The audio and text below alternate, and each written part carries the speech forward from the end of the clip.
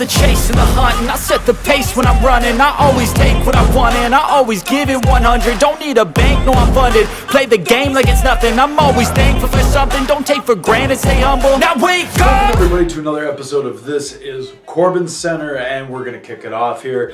First of all, awesome shirt, right? Yeah, representing WCW, that's all. I figured go a little old school for today, but the one I got to give a big Corbinite Recognition.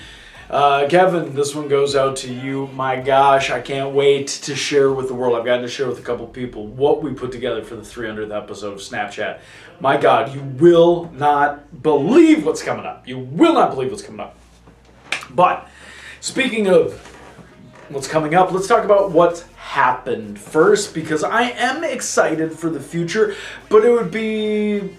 I can't dismiss the past. Now, this past weekend, First Wrestling had 2 outdoor shows in October, which the contrast to the summer and having to worry about the sun and the heat to now the nice kind of chilly fall weather, it actually felt pretty good to be outside, but I'm shocked at the fact that I somehow managed to get sunburned in October, which is just a natural thing about being a redhead. It's one of our woes, it's one of our downfalls, is that we are never safe from the sun. But it was cloudy at Insight Brewing, and we were a part of sort of Oktoberfest is where we're at.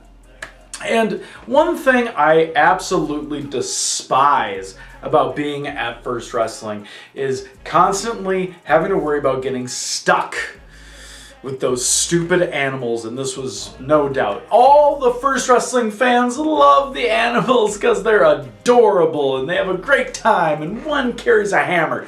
And you know what? I'm over it. And Laura and I, all we want to do is just pummel them into the ground. We would love to have PETA get called on us, but you know what? They were victorious. Yes, that stupid hammer that is a foreign object was brought into the ring and used against us. But here's what I want to say. There's one thing I wanted to address really quick. Now, First Wrestling, a lot of times when we go places, it's always a fun time. We have a great built-in crowd. People like to come and watch, check out what we do. And you know, again, it would be a crime to not acknowledge the fact that I am definitely the main reason why people stick around. That's the whole thing. We're the main event on this show.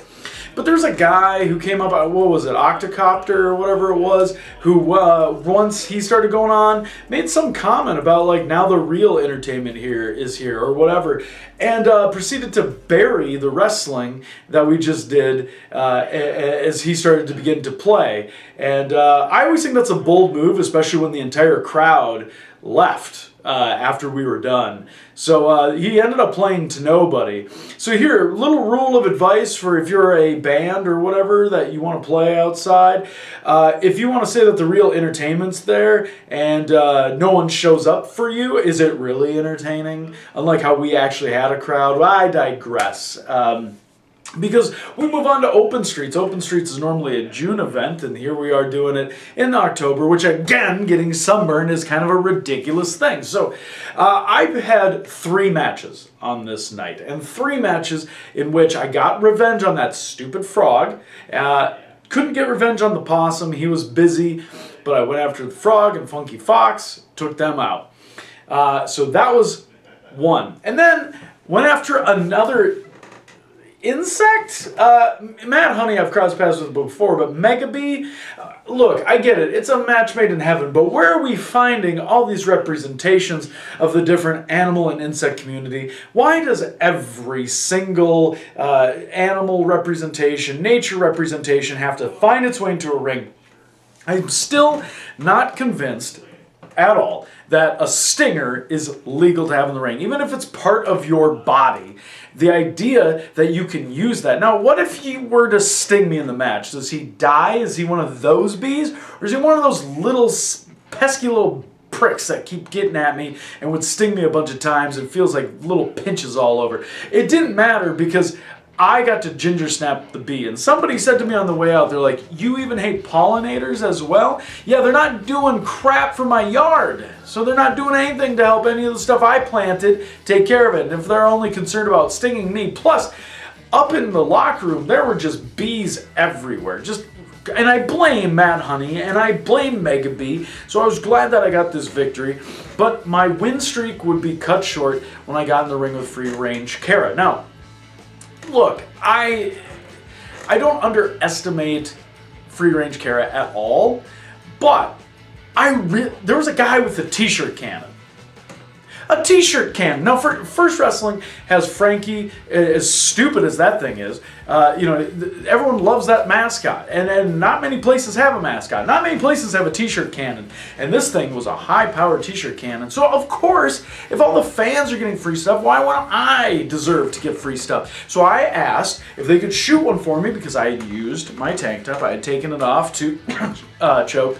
I guess I coughed at the wrong time, to choke Free Range Kara. So I needed a new shirt. They shot the t-shirt cannon in the air. I went to look for it. And of course, as I'm waiting for free apparel to fall into my loving arms, Free Range Kara took advantage of it. Now, that is cheap. That is cheating. That is not the same as holding the tights. It's not the same as a thumb to the eye. It's not the same as a low blow. But that is a cheap win. And you know it. And you know it. And the one thing that I will give you credit on, there was somebody on my Facebook fan page that tried to... This is another thing that's always interesting to me. I went 2-1 on the day. I won 2 matches. I was distracted to losing one. Otherwise, I would have won. And one of the people on my fan page left a comment that said, you have to do better. You're losing to these inferior quality opponents. And when I read something like that, first of all, if Free Range Kara didn't deserve to be in the ring, she wouldn't be there. But she's earned her spot. I'm big enough to admit that. What I'm also big enough to point out is it sounds super misogynistic that you would say such a comment as an inferior opponent. Do you not think that she is a credible opponent, or is it because she's a female, or do you just not think she's good at all, or what is the deal? Because when you save that comment, or that's the only post that you decide to comment on of the 3, it kind of is telling on your end. And first of all, I will not have any of that. I will wrestle anybody that deems fit who steps in the ring with me. There are a lot of people who don't deserve to be in a wrestling ring. I'm not on shows with them. But there are people who have potential and deserve to get in there. I wish that maybe I wouldn't have let my guard down for a brief moment, but it will not happen again. Kara will have a rematch down the road. You've been getting lucky this year, and that's got to stop.